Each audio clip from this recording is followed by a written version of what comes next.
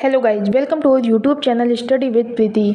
Guys, बात करने वाले हैं बीपीएससी बिहार शिक्षक भर्ती 2.0 एग्जाम सेंटर की अपडेट जारी हो गई है। साथ ही बीपीएससी का बयान है कि समान अंक पर कैसे नियुक्ति करना है। साथ ही एडमिट कार्ड से रिलेटेड सारी अपडेट और 3 दिसंबर 2023 की जितनी भी अपडेट बीपीएससी के द्वारा की गई वो यहाँ पे आपको सारी जानकारी दी जाएगी।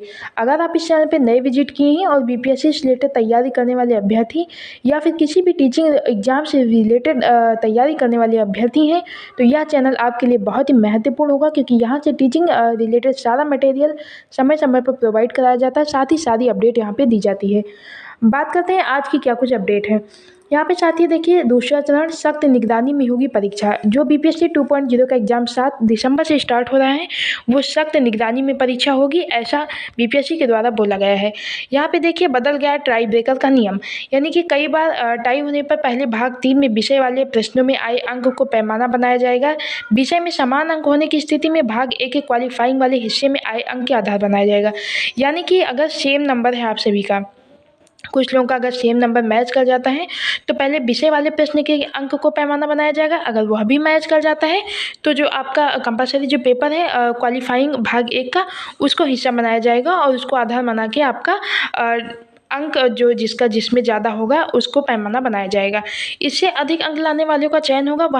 अगर वहाँ भी आप समान अंक पाते हैं तो आपकी उम्र और उम्र भी समान होने पर अगर समान है तो जो अंग्रेजी का वर्णमाला के अंक को आधार बनाकर मेधा सूची में जगह दी जाएगी। यानी कि आपकी एज और एज का ईयर भी समान है, तो वहाँ पे आपको जो इंग्लिश वर्णमाला के अंक उनको आधार बनाकर मेधा सूची में जगह दी जाएगी। साथ ही अभी आपको बता दें कि इस बार 10 जिलों में सेंटर नहीं बनाया गया है। यह मैंने पहले ही आपको वीडियो के माध्यम से बताया था।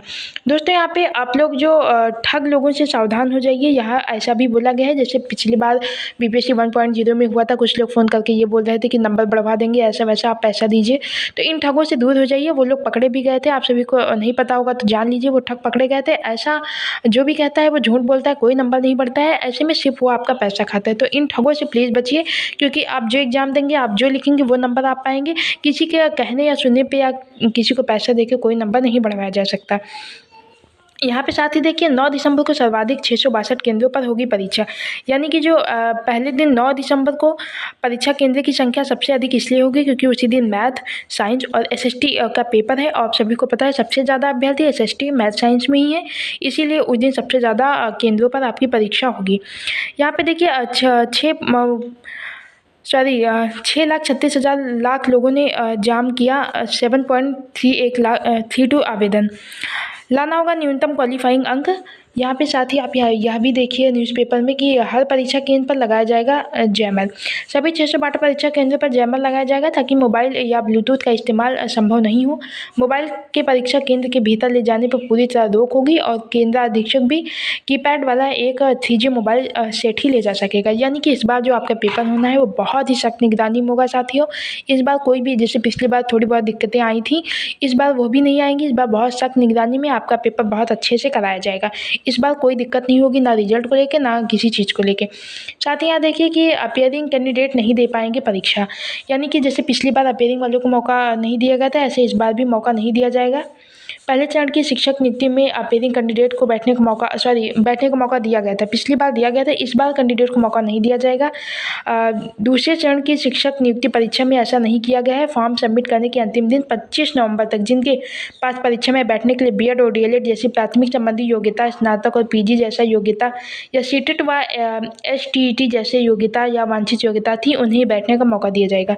यानी कि पिछली बार मौका दिया गया था अपियरिंग वालों का, लेकिन रिजल्ट में नहीं शामिल हो रहा है। ऐसे कोई फ़ायदा नहीं है दोस्तों आपको पेपर देने से। इससे तो बेहतर है कि आप एग्ज़ाम हो, पेपर देख लीजिए घर बैठ के, क्योंकि फॉर्म भरेंगे, पेपर देंगे, अपियरिंग वालों को मौका दिया जाएगा।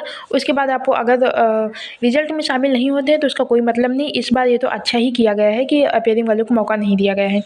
साथ ही मैं आपको बता दूं कि बीपीएससी ने अभ्यर्थियों को ठगों से सावधान रहने की दिशा लाई, मैंने पहले ही आपको बताया है। यहाँ पे देखिए, 1.22 लाख शिक्षक भर्ती सर्वर के स्लो रहने में एडमिट कार्ड डाउनलोड करने में परेशानी हो रही है, क्योंकि सभी साथी एक साथ ही जैसे डाउनलोड एडमिट कार्ड अपलोड किया गया, तुरंत सब साइट पे विजिट किए और डाउनलोड करने लगे। ऐसे में आपका जो सर्वर है वो स्लो हो गया। कुछ अभ्यर्थियों का एडमिट कार्ड डाउनलोड हुआ है, कुछ का नहीं हुआ है।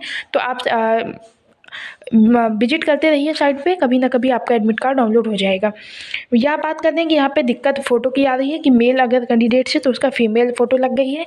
ऐसे में आपको परेशान होने की ज़रूरत नहीं है, ये बीपीएससी के द्वारा की गई गलती है। तो ये वही 2-3 दिन में आपका जो एडमिट कार्ड है उसको सही करके और फिर से आप अपना एडमिट कार्ड डाउनलोड कर पाएंगे। यहाँ पे देखिए सुविधा शिक्षिकाओं को स्कूटी चलाने की ट्रेनिंग भी मिलेगी। ये बहुत ही अच्छे काम बिहार सरकार ने किया है, क्योंकि सभी को पता है कि स्कूल थोड़ा दूर मिल जाते हैं। ऐसे में जो कैंडिडेट्स स्कूटी या फोर व्हीलर नहीं चला पाते हैं उन शिक्षिकाओं को ये ट्रेनिंग भी दी जाएगी। यहाँ पे देखिए सुबह आपको 6:30 से 8:30 यह ट्रेनिंग दी जाएगी।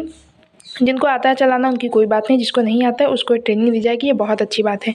अभी भी आई होप सारी चीज़ें क्लियर हो गई होंगी। अगर आपके मन में कोई क्वेरी कोई समस्या है कमेंट सेक्शन में पूछिए।